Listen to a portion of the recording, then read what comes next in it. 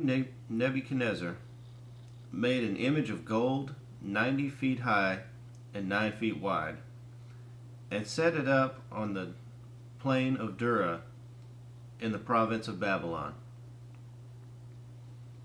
He then summoned the satraps, prefects, governors, advisors, treasurers, judges, magistrates, and all the other provincial officials to come to the dedication of the image he had set up. So the satraps, prefects, governors, advisors, treasurers, judges, magistrates, and all the other provincial officials assembled for the dedication of the image that King Nebuchadnezzar had set up, and they stood before it. Then the herald loudly proclaimed, "This is what you are commanded to do, O peoples, nations, and men of every language.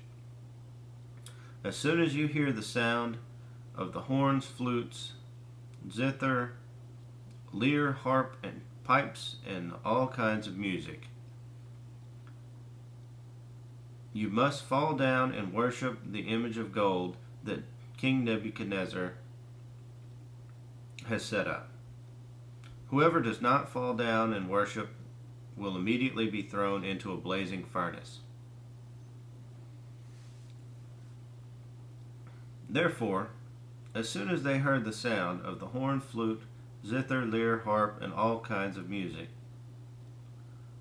all the peoples, nations, and men of every language fell down and worshipped the image of gold that King Nebuchadnezzar had set up. At this time, some astrologers came forward and denounced the Jews. They said to King Nebuchadnezzar, "O king, live forever.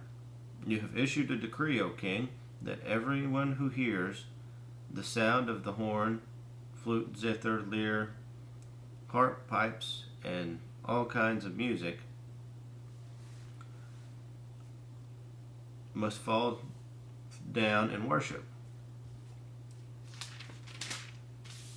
the image of gold, and that whoever does not fall down and worship will be thrown into a blazing furnace. But there are some Jews whom you have set over the affairs of the province of Babylon, Shadrach, Meshach, and Abednego, who pay no attention to you, O king. They neither serve your gods nor worship the image of gold that you have set up." Furious with rage, Nebuchadnezzar summoned Shadrach, Meshach, and Abednego. So these men were brought before the king, and Nebuchadnezzar said to them, "Is it true, Shadrach, Meshach, and Abednego, that you do not serve my gods or worship the image of gold I have set up? Now when you hear the sound of the horn, flute, zither, lyre, harp, pipes, and all kinds of music, if you are ready to fall down and worship the image I made, very good. But if you do not worship it, you will be thrown immediately into a blazing furnace. Then what God will be able to rescue you from my hand?" Shadrach, Meshach, and Abednego replied to the king, "O Nebuchadnezzar, we do not need to defend ourselves before you in this matter. If we are thrown into the blazing furnace, the God we serve is able to save us from it, and he will rescue us from your hand, O king. But even if he does not, we want you to know, O king, that we will not serve your gods or worship the image of gold you have set up." Then Nebuchadnezzar was furious with Shadrach, Meshach, and Abednego, and his attitude toward them changed.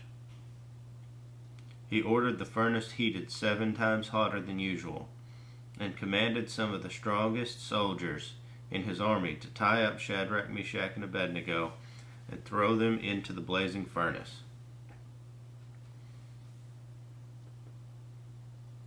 So these men wearing their robes,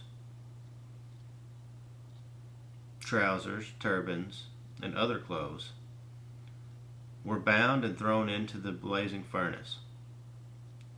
The king's command was so urgent, and the furnace was so hot, that the flames of the fire killed the soldiers